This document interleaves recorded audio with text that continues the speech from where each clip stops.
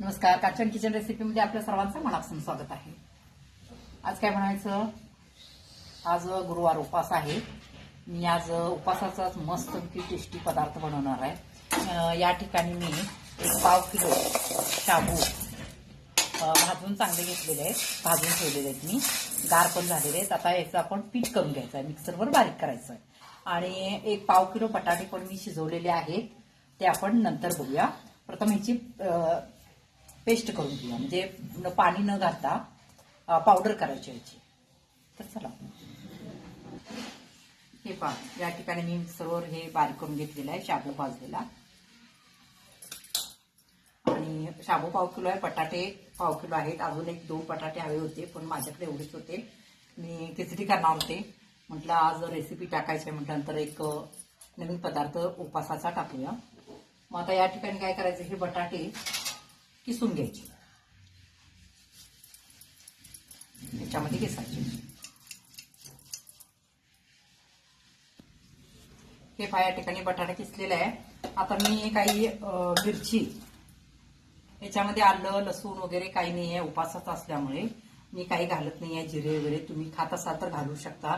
जिरे, कोथिंबीर, प्रत्येकाकडची पद्धत वेगळी असते. मग ह्या ठिकाणी तुम्हाला काय काय हवंय त्याच्यामध्ये तुम्ही घालू शकता. मी आता फक्त मीठ घालून मिरची बारीक केलेली आहे.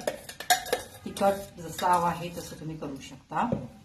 आणि मीठ याच्यामध्ये घातलेलं आहे, त्यामुळं मीठ बघूनच घालायचं आहे. आणि शेंगदाण्याचा कूट, शेंगदाण्याचा कूट 2 पळी घालायचं. आता हे मिश्रण चांगलं हलवून घ्यायचं.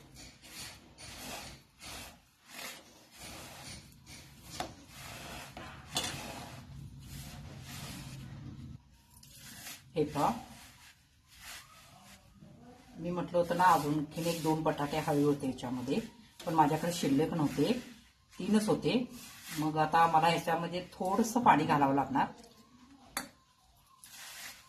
आवश्यक असेल तर घालायचं. आपणाला याचा गोळा बनवायचा, जे आपण जसं चपातीला वगैरे बनवतो ना तसा, पण तेवढा ढिला नाही आहे, व्यवस्थित लाटता आला पाहिजे अशा पद्धतीने. आता काय करायचं, आणखीन थोडं पाणी घालायचं आणि चांगलं मळून घ्यायचं. हे पहा, या ठिकाणी मला या वाटीने 1.5 वाटी पाणी लागलेलं आहे. तुम्ही काय करा, 1 किलो शाबू घेतला की अर्धा किलो त्याच्यामध्ये बटाटे घाला, म्हणजे बरोबर आधी मॅच होतं. त्यातून तुम्हाला असं वाटलं की थोडंसं, कारण आता हे आपल्याला 15-20 मिनिटं ठेवायचं आहे, कारण याच्यामध्ये आपण शाबू भाजून घेतलेला आहे, भिजलेला नव्हता, त्यामुळे आता तो याच्यामध्ये भिजला जाणार. त्यासाठी पाण्याची गरज असेल तर पाणी लावून मळून ठेवा चांगलं. हे पहा, आता हे 15-20 मिनिटं, तुम्हाला वेळ असेल तर अर्धा तास सुद्धा तुम्ही भिजत ठेवू शकता. एकदा सकाळी मळून ठेवून ज्या वेळेला खायचं आहे त्यावेळेला गरम गरम केला तर चालतं. आता या ठिकाणी मी असं ठेवलेलं आहे. आता हे 15-20 मिनिटं आपण हे असं झाकून ठेवू.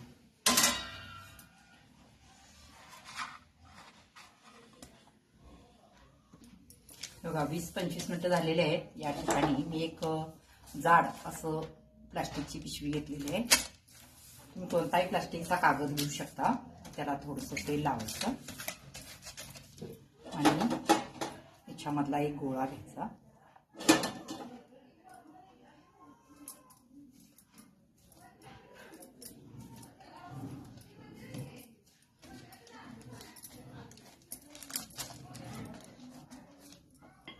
काय करायचं, लाटण्याला तेल लावायचं, म्हणजे चिकटणार नाही.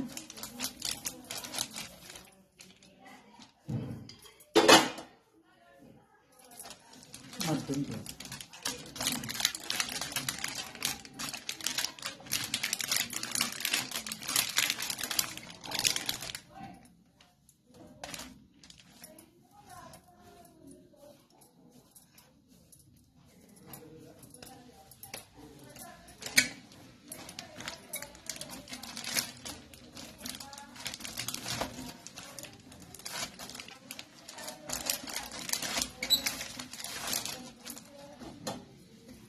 व्यवस्थित असं लाटून घ्यायचं. हे असं लाटून घेतलेलं आहे. आता कडेला जे चिरा पडलेले आहे ते आपण हातानेच असं जुळून घ्यायचं चांगलं. हे पहा, लगेच जुळूया जाणार. जास्त जाड नाही, जास्त पातळ नाही, अशा पद्धतीनं तुम्हाला जर जाड वाटत असेल तर हाताने असंही करू शकता.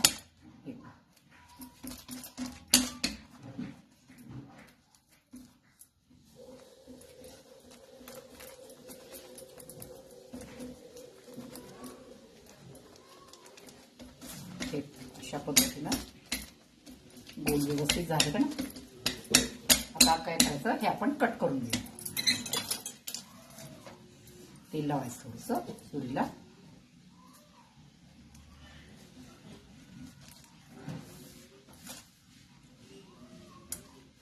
ट्रायंगल मध्ये मी करणार आहे. तुम्हाला जसं हवं तसं तुम्ही आकार देऊ शकता.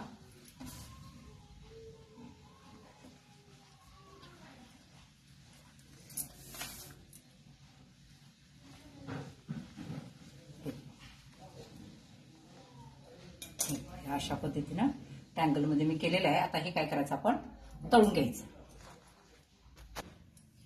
हे पाठा कढईमध्ये तेल घातलेलं आहे. आता गॅस तेल चांगलं गरम झाल्यानंतरच आपण याच्यामध्ये टाकूयात. तोपर्यंत आपण सगळे ट्रायंगल ह्याच्यामध्ये करून घेऊया. स्क्वेअर मध्ये करणार असला तर करू शकता. तुम्हाला जसं हवं आहे तसं तुम्ही करू शकता.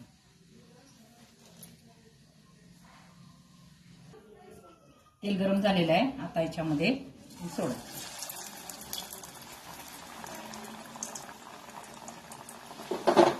आता गॅस मिडियम करायचा.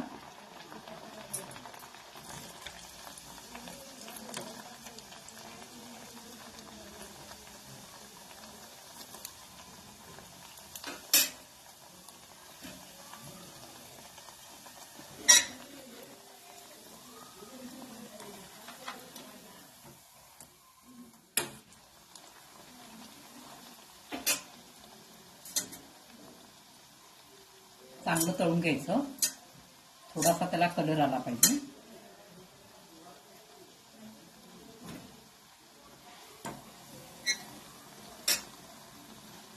फुगले सुद्धा खूप छान फुगलेलं आहे. चांगलं दोन्ही बाजूनं चांगलं भाजून घ्यायचं.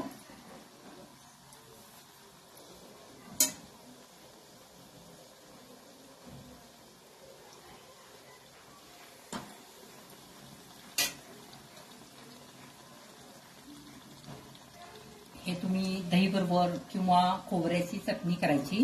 म्हणजे खोबरे, मिरची भाजून घ्यायची आणि खोबरं आणि मिरची बारीक करायचं. मग त्याच्यामध्ये तुम्ही जिरं वगैरे खात असाल तर फोडणी ज्या वेळेला आपण देतोय त्यावेळेला तुम्ही त्याच्यामध्ये कढीपत्ता, जिरे वगैरे घालून फोडणी दिला तर चालतं. आणि समजा जिरं वगैरे काय खात नसेल तर तेलाची किंवा तुपाची थोडीशी फोडणी तुम्ही तेल गरम करायचं आणि त्याच्यामध्ये कढीपत्ता खात असेल तर टाकायचं. नाहीतर मग तसंच ते थोडंसं तेल गरम करून त्याच्यामध्ये चटणीमध्ये घालायचं. म्हणजे चटणी चवीला लागते. हे पाहिजे. अशा पद्धतीने आपण आता सगळे हे तळून घेऊ.